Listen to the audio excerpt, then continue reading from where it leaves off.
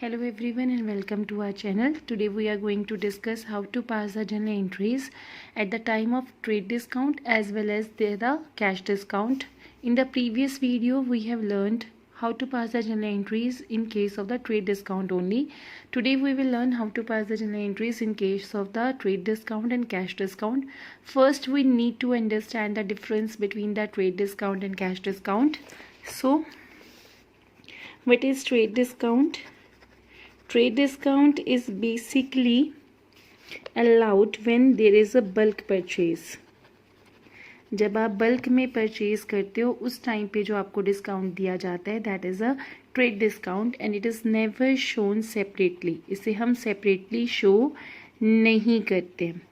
जब बात करते हैं कैश डिस्काउंट की तो कैश डिस्काउंट बेसिकली आपको तब होता है जब आप क्या करते हो, अर्ली पेमेंट करते हो and it is shown separately. यानी पेमेंट के टाइम पे जो डिस्काउंट मिलता है उसे हम क्या कहते हैं, कैश डिस्काउंट. और जो बल्क परचेज करने पे डिस्काउंट मिलता है that is known as a trade discount. Trade discount को कभी सेपरेटली शो नहीं किया जाता है, सिर्फ अमाउंट से डिडक्ट किया जाता है. और कैश डिस्काउंट को क्या किया जाता है, सेपरेटली शो किया जाता है. Now let's understand how to pass the journal entries. Sold goods to Harsh for ₹50,000 at 20% trade discount. 20% क्या है, ट्रेड डिस्काउंट पे आपने हर्ष को सामान बेचा है. 5% कैश डिस्काउंट एंड हर्ष ने कितना पे कर दिया, 40% इमीडिएटली पे कर दिया थ्रू अ चेक. तो जब आपने सेल की है, सोल्ड गुड्स है, सोल्ड गुड्स के टाइम पे सेल हुई. सेल आपकी क्या है, इनकम है. और by rule of nominal account क्या होता है, debit all expenses and credit all income and gain. तो यहाँ पे हमें एक चीज़ पता लग जाती है, सेल आपकी इनकम है इसलिए आप सेल को क्या करोगे, क्रेडिट करोगे. बिकॉज ट्रेड डिस्काउंट था, ट्रेड डिस्काउंट को आप डिडक्ट करते हो, it is not shown separately. तो आपने ये जो 20% है इस सेल प्राइस से माइनस करना है. 50,000 का 20% करो. 50,000 का 20% जब हमने किया तो हमारे सामने आया 10,000. तो हमने इसको सेपरेटली शो नहीं करना डिस्काउंट को, हमने इसी 50,000 से इस 10,000 को क्या कर देना है, डिडक्ट कर देना है. इसलिए सेल की अमाउंट कितनी आ गई आपके सामने, दैट इज़ 40,000. डन. अब जितना पे आपने कर दिया है that is a cash cell. और जो आपने बात की है, जो आपने नहीं पे किया है that is a credit sale. तो जो क्रेडिट सेल होती है उस टाइम पे आप उस पर्सन का नेम रिकॉर्ड करते हैं. Because you sold the goods to Harsh, Harsh will become receiver. इसलिए हर्ष को यहाँ पे क्या कर दिया, आपने डेबिट कर दिया. डन. यहाँ नहीं लिखना, सॉरी, यहाँ करते क्योंकि यहाँ पे अमाउंट आनी थी. यहाँ पे डेबिट्स की अमाउंट आनी है, यहाँ पे क्रेडिट की अमाउंट आनी है.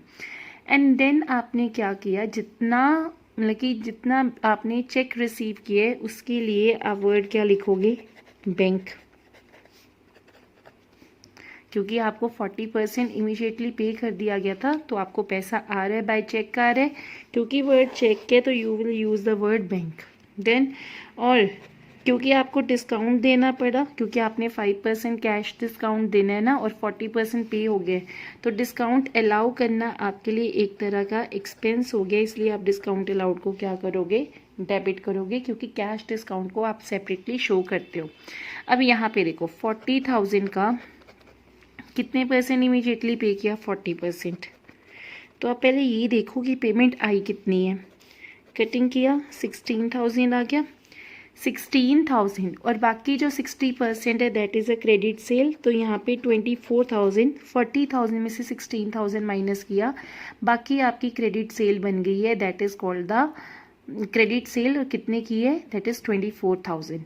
क्योंकि जो उधार पे बिके, जिसके लिए चेक आ गया वो तो कैश सेल हो गई, और जिसके लिए चेक नहीं आया वो उधार की सेल है, और उधार की सेल पर्सन के नेम के साथ रिकॉर्ड होती है. 40,000 में से अगर 16,000 कैश सेल है तो 24,000 आपके लिए क्या हो गई है, क्रेडिट सेल हो गई है. अब इस पे आपने जो कैश डिस्काउंट है वो पेमेंट वाले पे लगता है. तो पेमेंट तो आपको कितनी हुई है, सिर्फ 16,000 ना, तो आप सब पे नहीं दोगे डिस्काउंट. जितनी पेमेंट आई है सिर्फ उतने पे डिस्काउंट दोगे. और कितना डिस्काउंट है, 5%. तो 16,000 जो पेमेंट आई है उसका 5% आपने किया, कितना आया, दैट इज़ 800. कैलकुलेशन करोगे 160, 16, 5 द 80, तो 800 आ गया. डिस्काउंट आपने कितना दिया है 800, 16,000 में से आपने 800 डिस्काउंट दे दिया तो 15,200 का आपके पास क्या आ गया, चेक आ गया। एक और करते हैं, उससे और ज़्यादा क्लियर हो जाएगा। बट यहाँ पे परचेज है, purchase goods from Vishwas worth ₹1,00,000 at 20% trade discount and 5% cash discount and full amount is paid at the time of the purchase itself. Full amount आ गई है, फुल अमाउंट की बात करते हैं, पे हुई है, फुल अमाउंट पे की गई है, तो सारी की सारी अमाउंट पे कैश डिस्काउंट देना पड़ेगा। याद रख लो, कैश डिस्काउंट सिर्फ उतने पे जाना है जितनी पेमेंट या जितनी रिसिप्ट हुई है।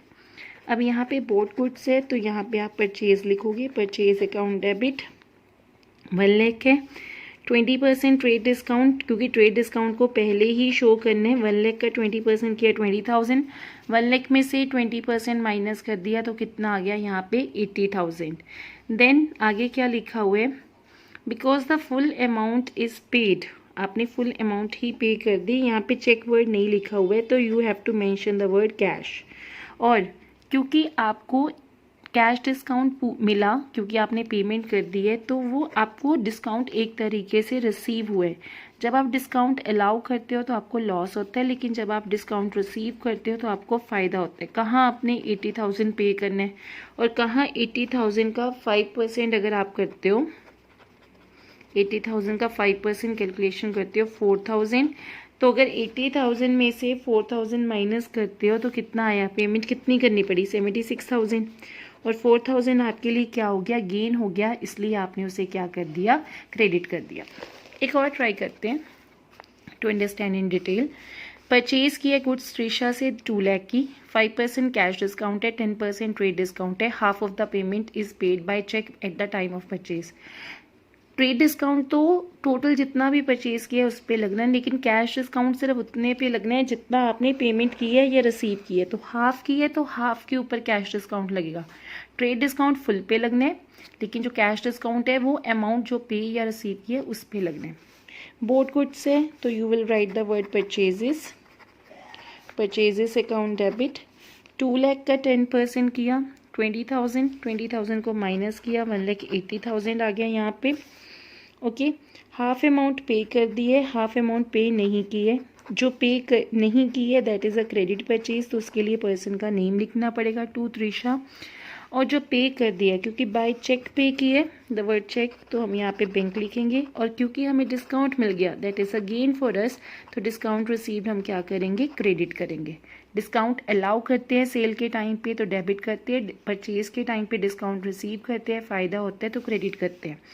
अच्छा, 1,80,000 का हाफ पे किया गया, हाफ करो, 1/2 कर लो या 50% कर लो, एक ही बात है, 90,000, और उसका कितने परसेंट कैश डिस्काउंट, 5%, तो 90,000 का 5% करो 4,500, तो 4,500 is the amount of discount.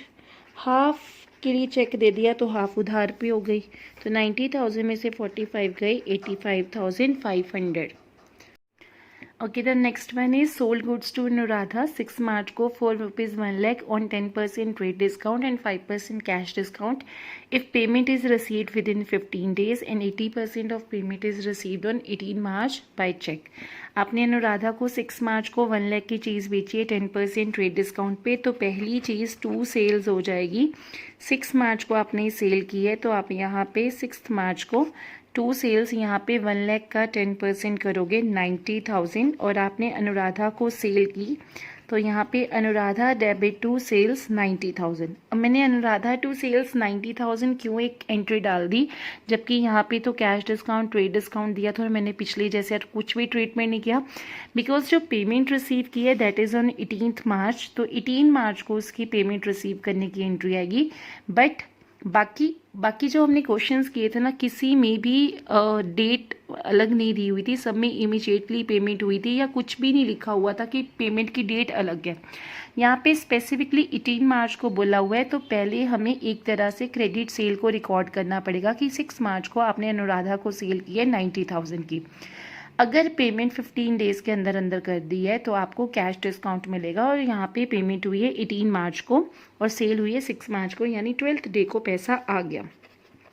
कितना पैसा आ गया, उसके लिए बैंक अकाउंट डेबिट, और अगर आपने क्योंकि विद इन 15 डेज पेमेंट कर दी है तो discount allowed, account debit sale के टाइम पे डिस्काउंट अलाउड होते हैं। 2, कौन पेमेंट कर रहा है? अनुराधा। तो यहाँ पे अनुराधा इज़ अ गिवर, तो आप उसे क्या करोगे? क्रेडिट करोगे, क्योंकि 80% उसने पेमेंट करने के लिए कहा है। तो यहाँ पे 90,000 का 80% किया, 9 8 द 72, तो यहाँ पे 72,000 आ गया। और उसके ऊपर 5% आपको क्या मिल चुका है? Trade discount. तो 72,000 का जब आप 5% करोगे तो आपके सामने 3600 आएगा, क्योंकि मैंने 72,000 का 10% किया, दैट इज़ 7200, और 5% उसका हाफ होता है, तो इसलिए 3600। 72,000 में से 3600 गया, तो यहाँ पे आ गया आई थिंक 68,400। तो दिस इज़ द अमाउंट जो आपने क्या की है? रिसीव की है। I hope you are able to understand. If you are facing any doubt you can ask in the comment box.